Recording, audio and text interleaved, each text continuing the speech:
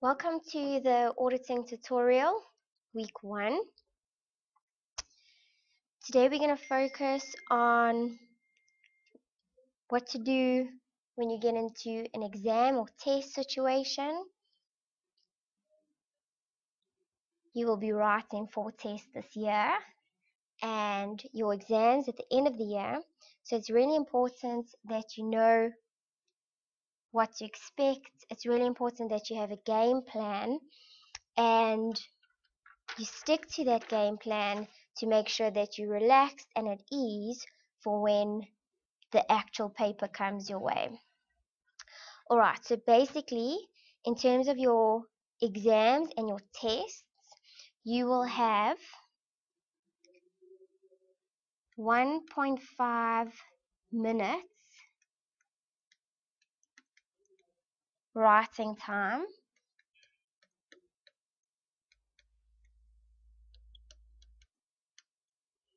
which means you take the total number of marks that your question is out of, multiply that by 1.5, and that's how much time you have to write.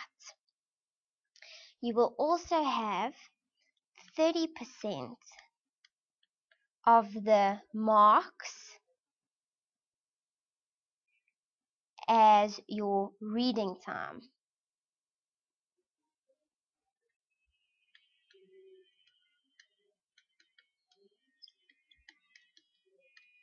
So you will take your marks, times it by 30%, and that's how much reading time you have. So therefore this one needs to happen first and this one will happen second. So you'll have time to read where you don't look at the required or don't even receive the required, and then once that reading time is up, you'll have 1.5 minutes per mark to get your writing done. Please, in this reading time, do not highlight.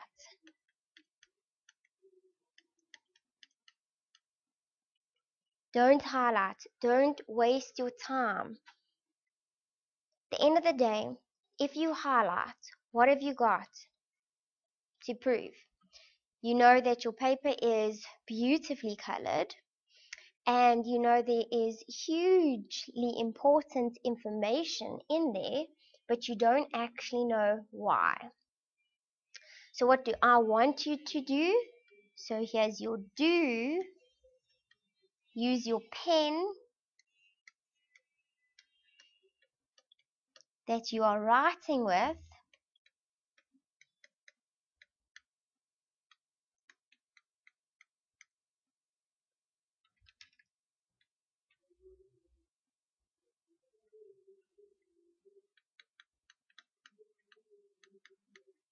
to make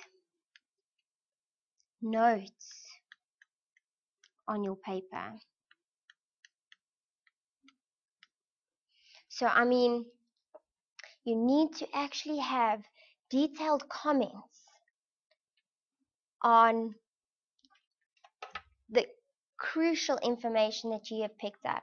When I say detailed comments, I mean detailed in a point that you understand. So if you can see that there is a control risk in that statement and you use CR as your shorthand for control risk, and you know that when you see that CR, you know there's a control risk there, that is detailed enough for you. So then if your required comes and it's asking for any kind of risk, your CR indicates there was a control risk there and I can actually go and use that. So at the end of the day, I want your paper to have a whole bunch of little comments throughout. Okay, it needs to look like it's been worked on, but I need to still be able to use those little notes in answering, so it can't be an absolute mess. Okay, and as we go through questions in the weeks to come, I will have the tutorial question up and I'll have the notes that I made whilst in my reading time, and that's what I expect your papers to look like.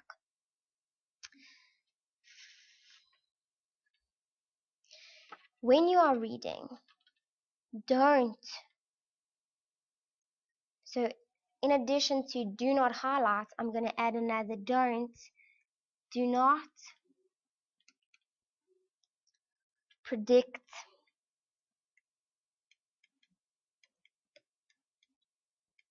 the required.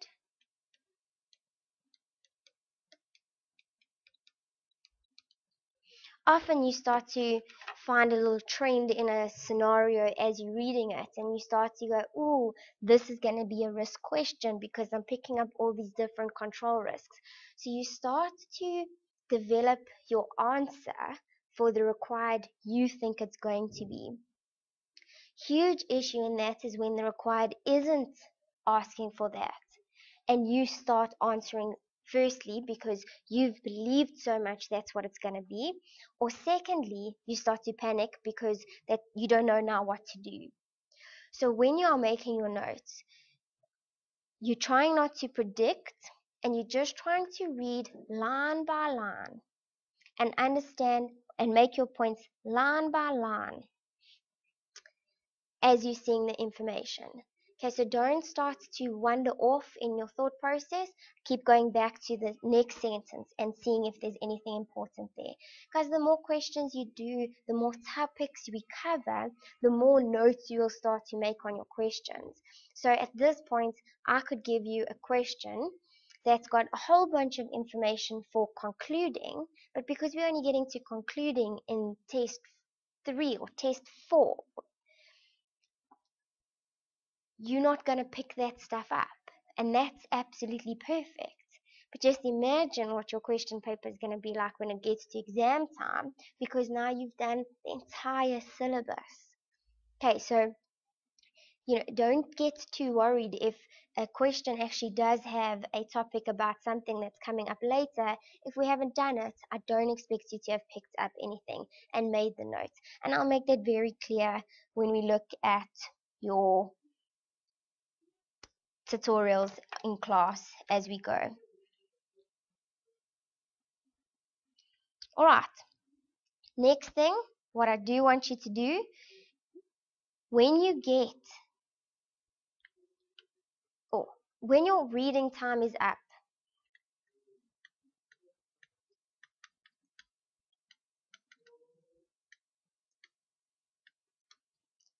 at this point, what I'd like for you to do is to stop reading. Stop reading.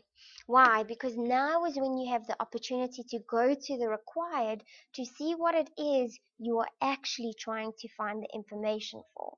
So if you keep reading on and making your notes, you are wasting time, because now you could actually go and see what you should be looking for in that information.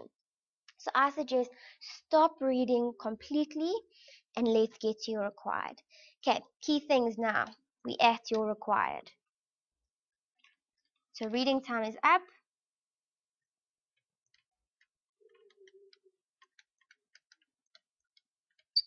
So we move straight onto the required. What should you do? Firstly, what I need you to do is to work out the number of minutes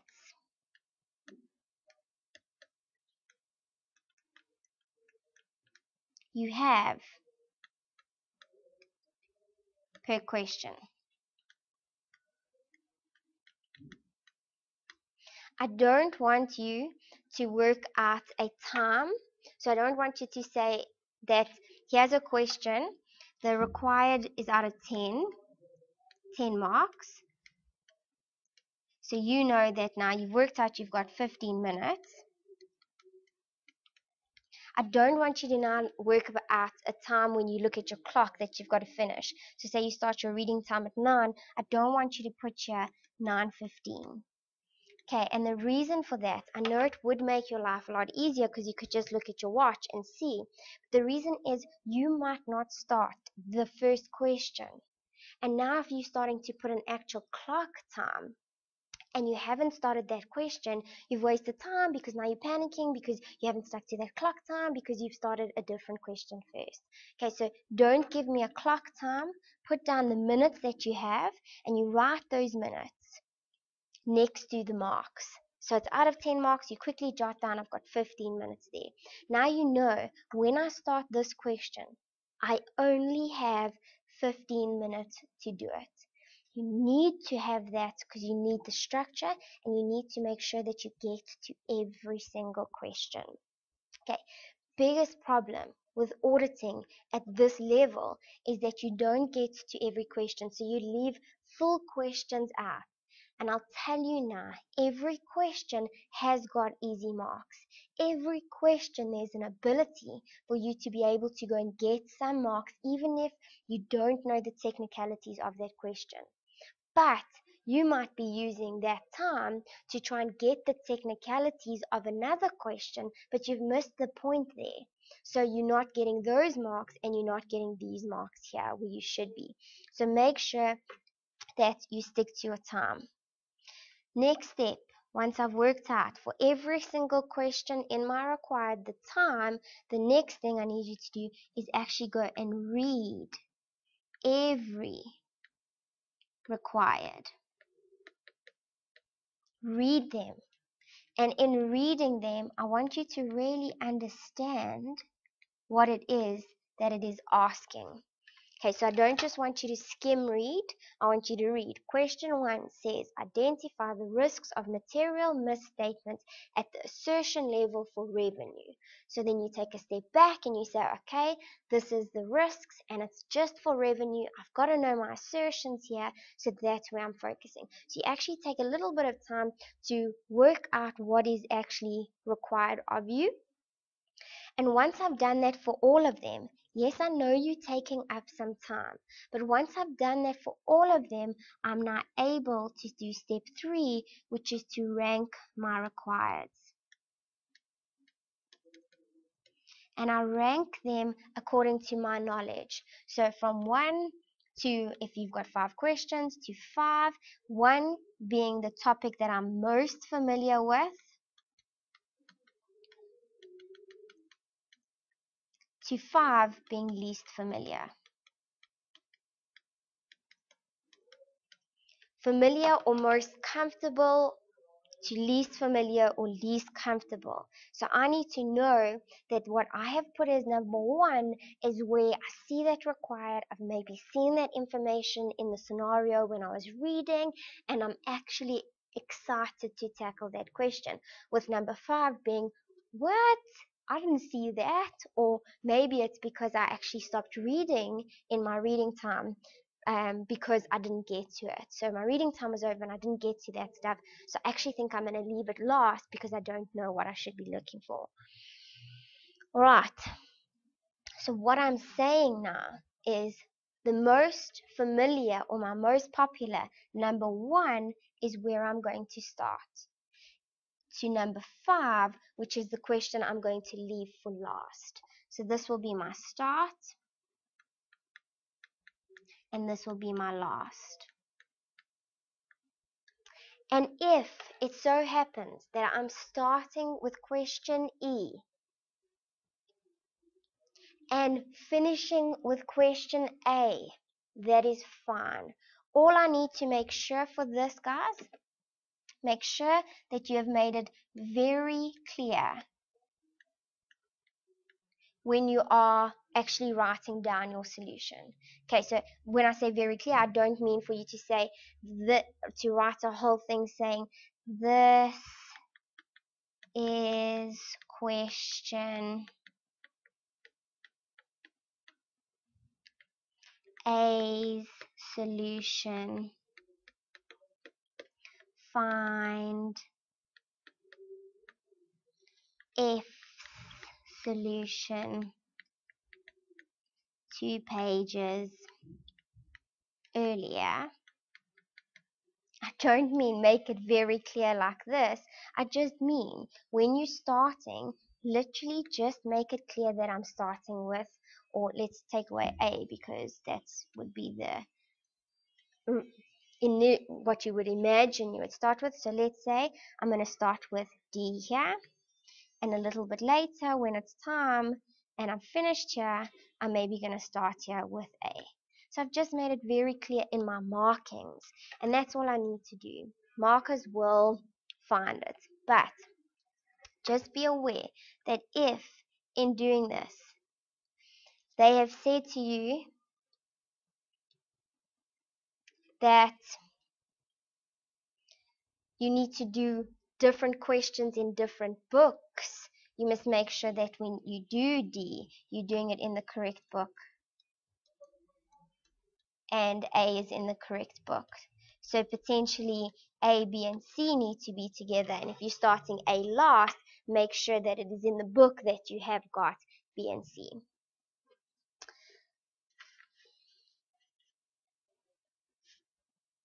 Alright, and lastly now, I have worked out my number of time, my time per mark. I've read every required and understood every required. I've ranked my required. And lastly, just a very important note is to make sure that I stick to the time. The time I've jotted down at point number 1. Okay, guys, do not make the mistake of using a couple of your minutes to actually write down the time and then not sticking to that time. Because like I've said, you've got 1.5 minutes per mark, but doing this little exam technique around your required is going to take a couple of minutes out of that time. So you cannot be using or going over the minutes you've originally calculated, because if you are just sticking to those original, you're still going to fall short on that last question because of the couple of minutes you've used initially in reading and ranking. Okay, so make sure you stick to that time. If you are busy on your first question, which is say F, and you get your time is up and you still feel like you have valid marks, move on, and when you start to get stuck towards the last question that you are doing, you go back. Okay, I do not want you to leave it completely and just be so negative because you had marks and you could have got them. Leave it, but you are going to come back. So when you start to struggle on that last question, you don't know what to do because you ranked it last, because you didn't like it at all, you stop. That's now when you stop and you move back to the stuff where you can get marks.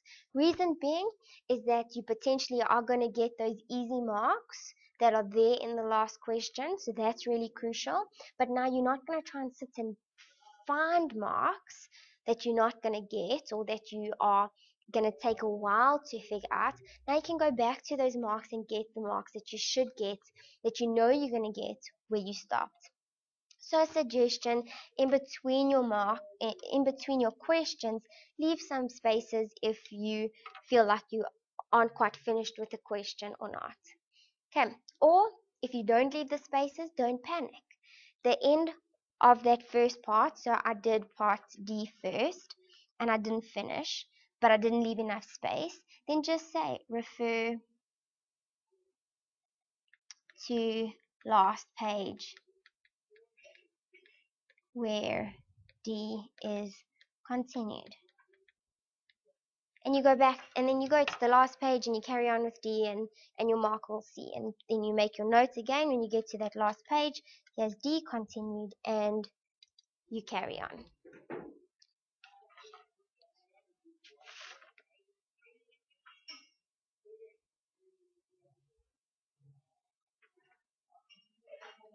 Alright, now we've finished with our full required. We've noted our time, we have ranked it, we know what we're starting with. Now my next thing is to start.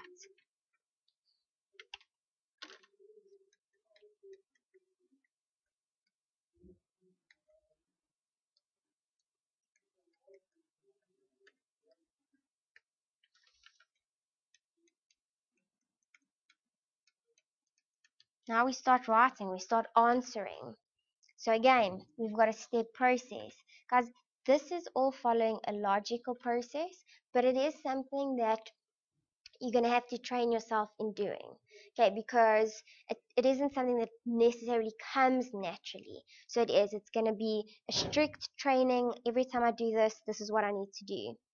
Okay, then, finished, start writing. My first step in starting to write from my required is going back to the notes that you have made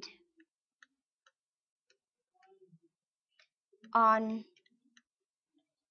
the scenario. So this was in your reading time. Okay, I can't tell you how often I have marked papers and the students have popped in their scenario. So I've had a chance to be able to look at the scenario, their question paper, and any notes they've made. And I mark their solution, and I think, yes, the student picked up pretty much everything. I can't believe the student didn't pick up the really 4 easy marks, but the difficult ones are here, but 4 easy ones are missing. And I actually go look at their scenario, and in their scenario, they've either highlighted it or they've made a little note. Okay, and that's me coming back to that highlighting thing. If you highlight, you might forget it. But when you have made that note, you picked it up. It is so crucial that that gets down on your actual paper, on your solution. Often you overlook that completely because you picked it up, so you don't actually go back and search in that kind of paragraph because you found it, but you didn't put it down. So start with the notes you made in your scenario. As you work through it, I know that the question says refer to page 2 of the scenario. Go to page 2, look at any notes you've made, put all of those down, and then you can go back to it and try and find anything else based on what you think you should be getting for. Based on how many points you think there should be. So actually when you look, sorry, I just jump back to the required, and I've said you've worked out the number of minutes you have per question. I said there were 10 marks. I would suggest you work on the fact that you've probably got, if it's 10 marks, you want to give 10 points. At a minimum, you want to be giving 10 points. Okay, I know that it's 1.5 marks for each correct mark, or sometimes it's 1.2, but work on the fact that you might not get every single point correctly, so you try. But again, you've got 10 points that you want to be trying to give, but you've only got 15 minutes. So if I only put down 7 points in the 15 minutes, I have to stop, because I have to stick to that more than sticking to the number of points. Okay, so make sure you get those notes down, and you've got a rough idea of how many points you want to be getting based on your marks. Okay, and as you make the notes from your scenario, just cross it off on your scenario so you know you've used it and you're not double counting. Something markers get very agitated with is when you repeat something. Okay, once you're done with using the notes on your scenario, and now you need to add in any other points, make sure that all your points, even these notes here, are in point form. Okay, and point form doesn't mean that it needs to be 5 words. Point form could still be a 2-line sentence. That's fine, but make sure you're keeping them in point form. So I'm not going to start writing an essay. We don't want paragraphs.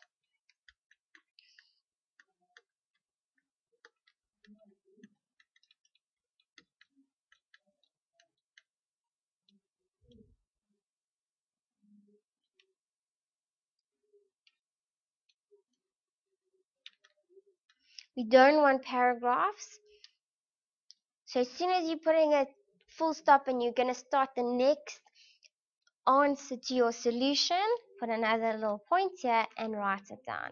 Okay, so I want to see it like this as opposed to one page with a paragraph.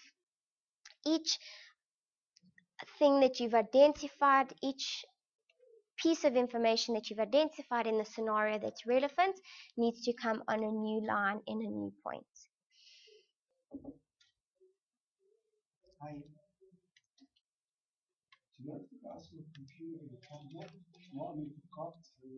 Oh, sorry, just one sec.